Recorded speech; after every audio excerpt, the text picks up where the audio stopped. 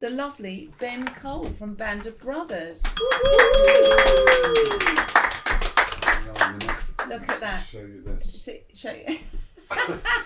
Bit of You got the gratuitous publicity there. Absolutely, darling. It says, "Be the man you want to be with the help of a mentor." Absolutely. I love that you're here.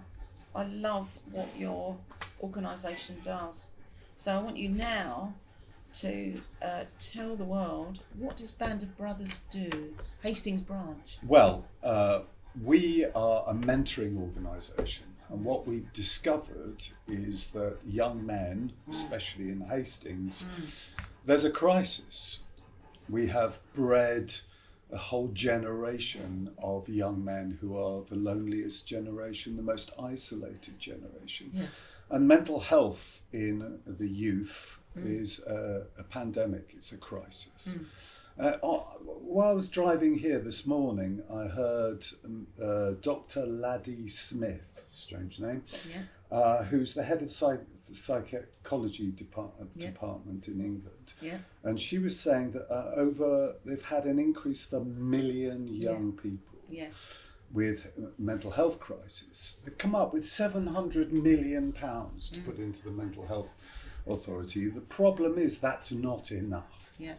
And the reason is that young people are not seeking help for their mental health until it's too late.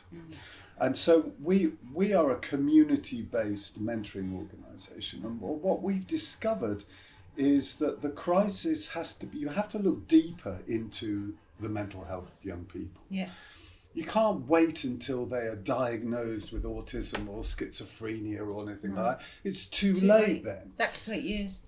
And if we go back to when I was a kid, which is a long time ago, we decided that the older generation were useless, that they were of an old culture, and that we wanted to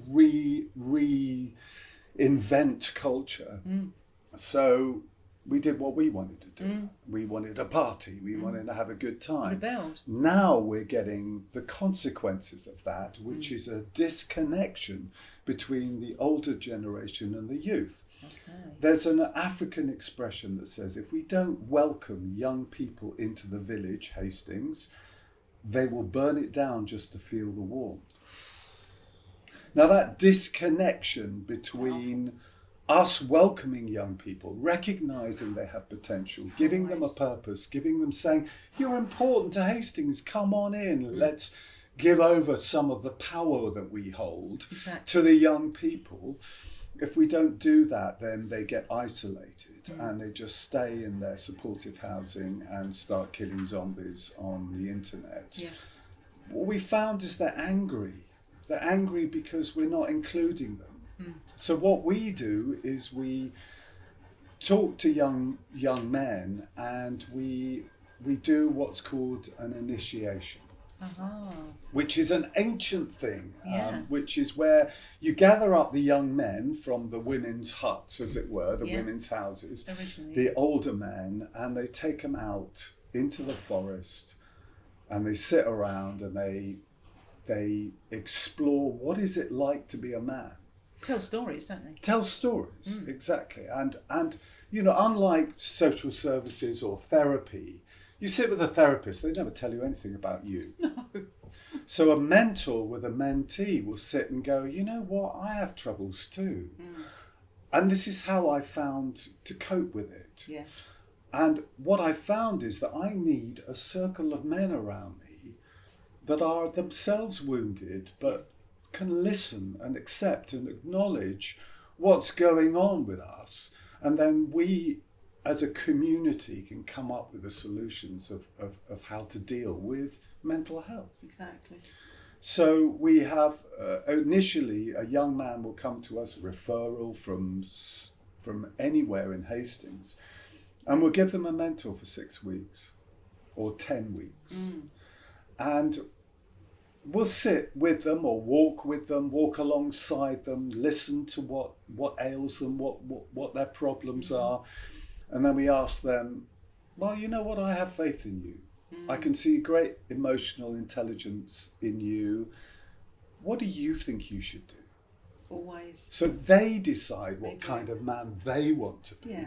Rather than in my generation when we were young, you know, older men used to say, you know what kind of man you need to be? Point. You need to be like this. You need to get a job, be responsible and all that. Walk in my shadow, basically. Yeah, do what you're told, you know, command and control. Yeah. We would rather ask a young man, well, what do you want to do? Always. What kind of man do you want to be? And the problem is that young men don't have any role models. No. They don't feel connected There's to some awful older men.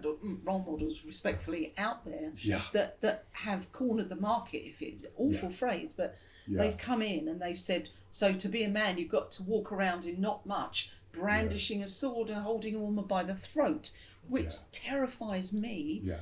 as a mother of 3 sons when Yes. they watch that sort of stuff. Yeah.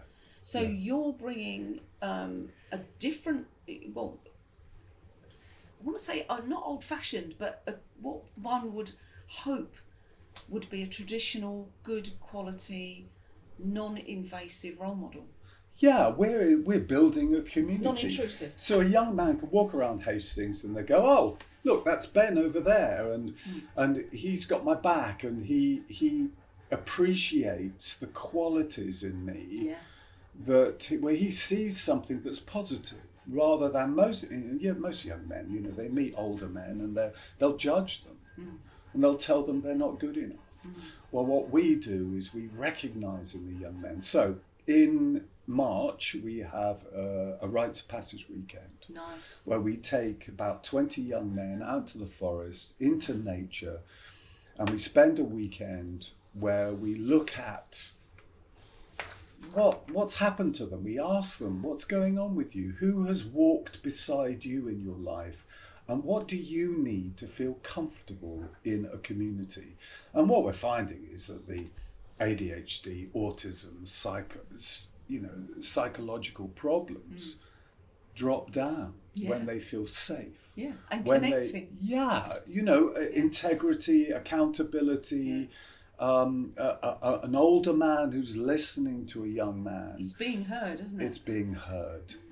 And once that's established, they suddenly relax. The hoodie comes off and they go, oh my God, there are men I can trust with my feelings. You know, most young men, they think, oh, feelings are just something sort of irritable that come along. Well, girls do feelings. Just ignore it. Women Yeah, do girls do feelings. Whereas it's not my area. actually, vulnerability, you know, if I ignore my vulnerability, my mental health plummets down. But if a mate or a fellow man sits there and goes, you know, what's going on with you? How are you? And I go, oh yeah, I'm fine. Yeah, no, good. I'm earning a good living. I've got a great job. And they go, no, how are you really? Absolutely. Not what are you doing? How are you? So how do people find you? Go onto our website, www.abandofbrothers.org.uk. Yeah. Have a look at that. There's a lovely little film that I made on that website where you listen to young men who've been through the process. And then sign up for a weekend in March and come along and spend, it's only 2.5 days, but it feels like a week. Yeah. And it's an extraordinary in journey. In a good way, it feels like a week. Oh, it feels like a week in a good way because it's packed full of stuff. And at the end of that, we meet up at the Unitarian Church. Yeah. In Queen's Terrace. Yeah. Every Monday evening, we have a circle of men. You can get support, you can be heard, you're not judged. And we spend 12 weeks teaching skills to just cope with, you know, your problems, the things that you find difficult, and also the joy and the fun of being a man in the village and feeling respected and welcomed, you know. But it takes a village to raise a child. And of course we've lost that. Yeah. So the fact that you're doing this is fantastic. Is there a charge? No, it's all free. Now, You go and get therapy, it costs you a fortune. You Yeah. go and do a retreat course, whatever. But we raise our money through trusts. Yeah. And, we started this because we had a men's group in Brighton. And we were all getting on really well, and we were all supporting each other. And we'd leave the men's group and we'd go out on the streets of Brighton with these lost kids. Yeah. So we decided that we would make it free. And, Great. it's the equivalent of about £10,000 Yeah. of training that you get. And you know what? We've got an 80% success rate of non-reoffendings. Whoa. So we help young men at risk of the criminal justice system. Yeah. And you know what we found? Yeah. We found that young men who have problems with the criminal justice system are great entrepreneurs. They're incredible businessmen. Absolutely. When I used to work, I'm going to go over time. I'm sorry, it needs to be done. When I used to work with young people back in the day, I was a contractor in working with NEETs, as we always affectionately call, not in education, employment or training. The young people would say, "Well, I do drugs," and I'm like, "Wow, what a skill!" Yeah. And they'd all look at me going, "You can't say that." I said, No, No, it is a skill. and I would put on that board, right, so you've got to be good at this, you've got to be good at that, you've got to, and I go, yeah, and this. And they'd start throwing all the things, timekeeping, marketing, a people person, and they had all the skills. Yeah. And I said, so this will give you a prison sentence if you use it this way. Yeah. What if you took that skill and put that into another business? What would you do? Yeah. They all started talking about what business they would do. And they, of course, it was called soft skills, so they cut the funding. And but you're doing that now, which I think is absolutely fantastic. I'm so glad to know it's happening. So if the young men don't feel welcome, Yeah, then they'll go onto the streets and do something that's not welcome, Absolutely. just to get some attention. absolutely. I was talking to the community police officer, and he was such a lovely human being. And Yeah. it was like, most young men think the police are just sort of this authoritarian, They're human beings. patriarchal, masculine kind of deformity of being a man.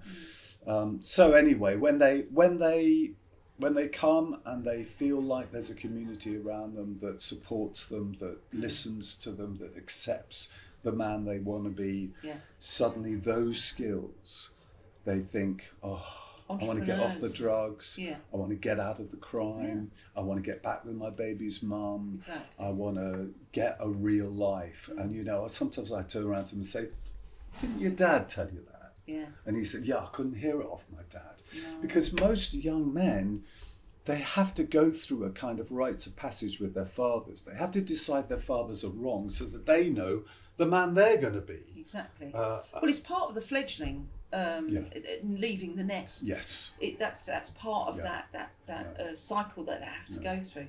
But the fact that there are always good role models out there, but not these people that are making a fortune exploiting these unloved young men. Yeah. Thank you. I think we need to do a deep dive on this. Oh, yes. Are you all right? Are you up for that? Oh, totally. Oh, bless you. I'm going to cheers you on this, Ben. All right. Because, and it's my birthday in a couple of oh, days. yeah, you're yeah, down, tomorrow. Darling, Tomorrow. you're on our list. I'm going to be Oh. talking to you about your birthday in a Cheers. minute. There's nothing in it. Cheers, thank you. We're probably going to sing to Ben. But bless you. Thank Yep. you for Band of Brothers. I All love right. that. Bless you. Oh.